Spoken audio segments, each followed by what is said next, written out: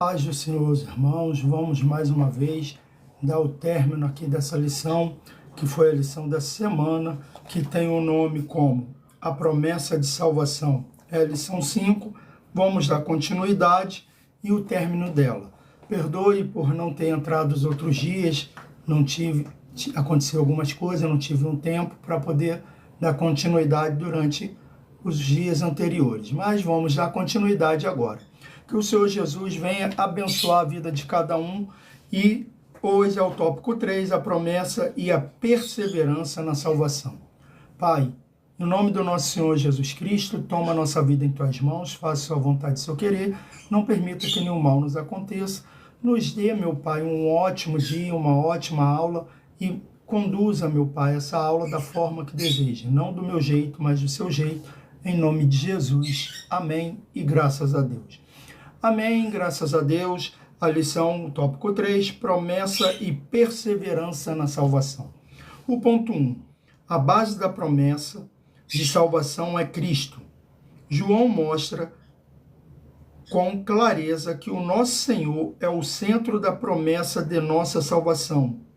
Deus escolheu um povo dentre pessoas pecadoras que se arrependeram e creram em Jesus Cristo como Senhor e Salvador. Logo, a Igreja de Cristo, o povo de Deus, é constituída de pessoas unidas ao Senhor, Jesus. Assim fazemos parte do corpo de Cristo.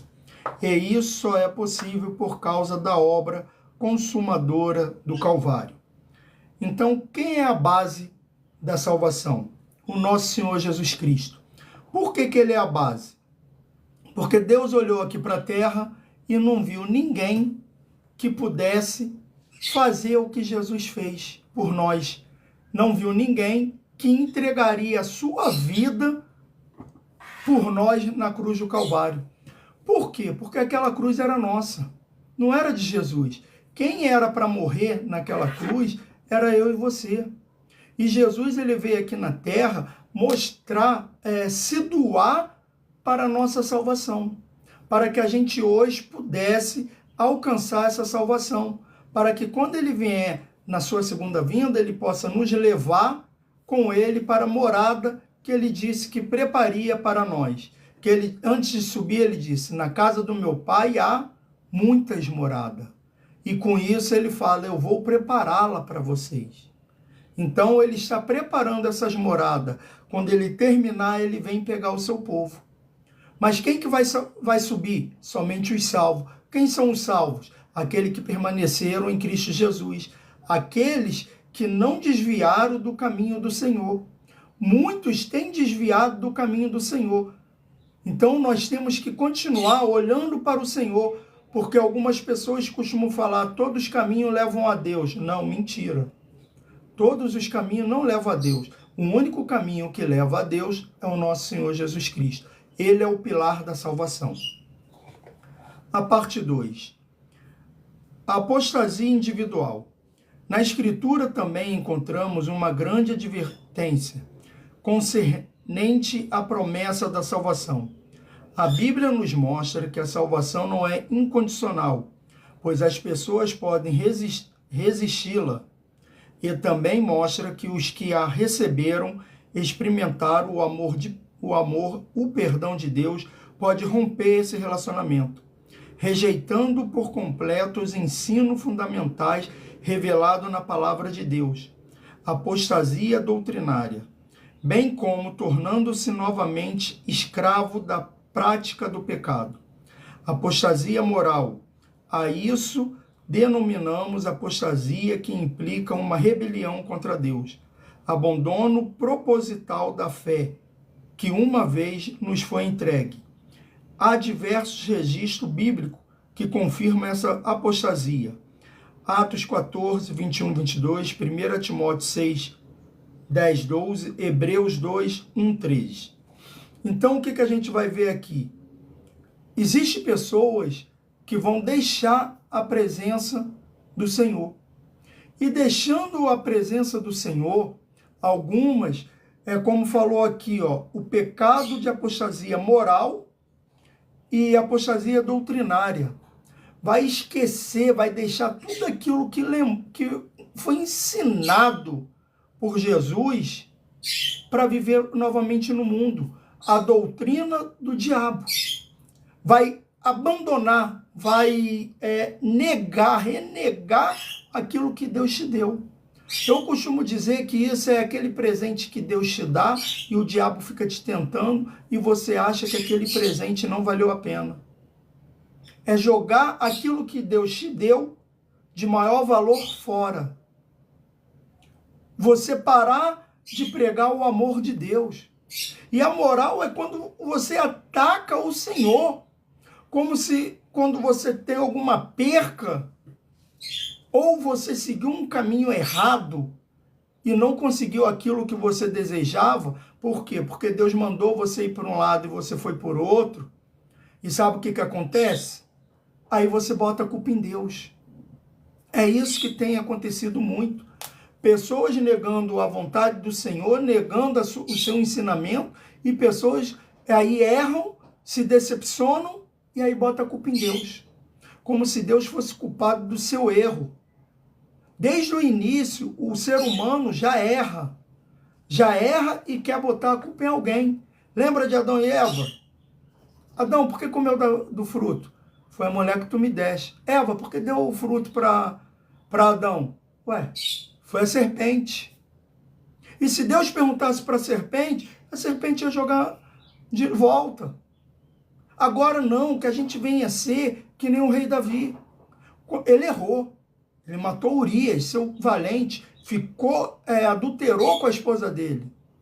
Mas quando Deus falou, o filho que ela espera não vai vingar, não vai sobreviver, Davi se ajoelha e se arrepende e fala, Senhor, tira tudo que eu tenho, tira a coroa.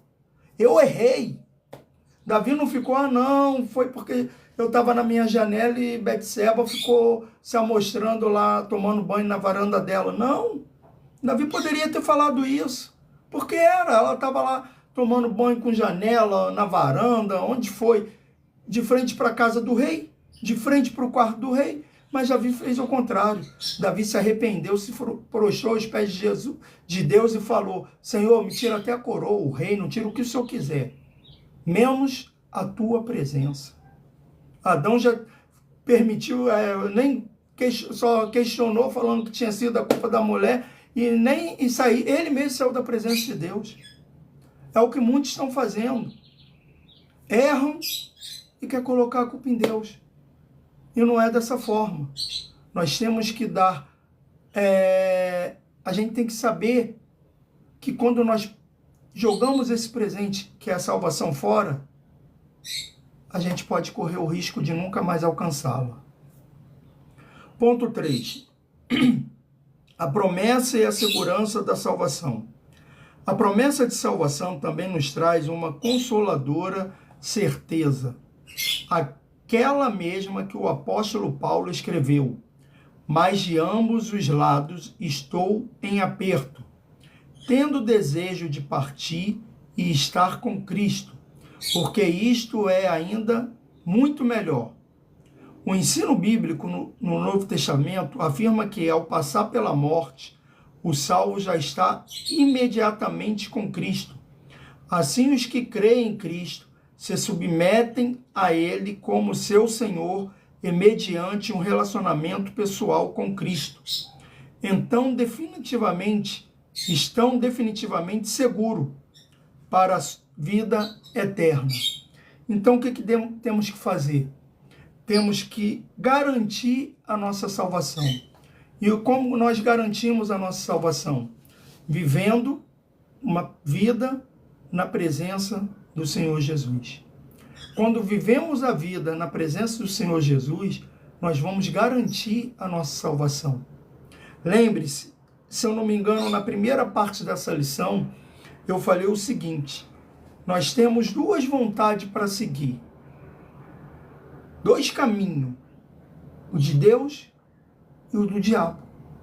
E isso Deus nos deu o livre-arbítrio para escolher o caminho que devemos seguir, que queremos seguir.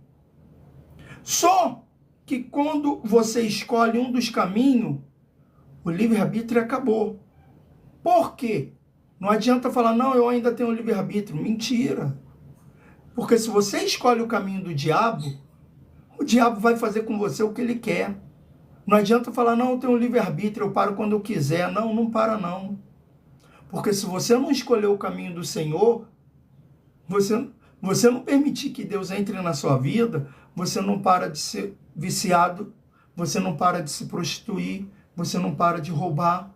Por quê? Porque você está fazendo a vontade do diabo. Não é a tua vontade.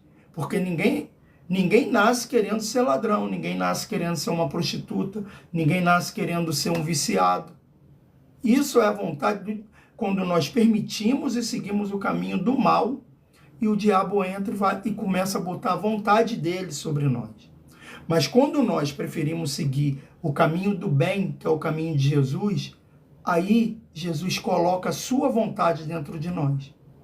Agora, se a gente desobedecer à vontade de Deus, a gente está obedecendo à vontade do diabo. Aí, olha só o que você está fazendo. Então, entenda que nós temos, para garantir a nossa salvação, a nossa segurança só tem um nome: Jesus Cristo. Amém? Conclusão. A promessa da salvação nos lembra de que não podemos descuidar da nossa conduta diante de Deus e do mundo. A salvação, em primeiro lugar, depende de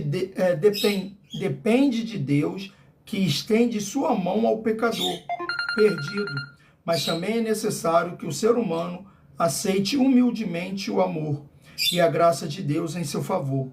Quem crê em Jesus é salvo, mas quem o rejeita permanece perdido em delitos e pecado. Amém?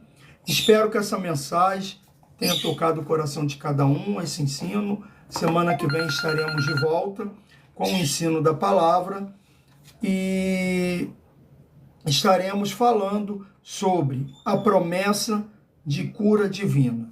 Oremos. Pai, em nome do nosso Senhor Jesus Cristo, toma a nossa vida em tuas mãos, toma o nosso final de semana e que o Senhor esteja sempre conosco. Obrigado por tudo, em nome de Jesus. Amém e graças a Deus. Amém, graças a Deus. Até a próxima live. Que o Senhor Jesus nos abençoe, nos dê um ótimo dia para que a gente possa estar sempre em sua presença. Amém e graças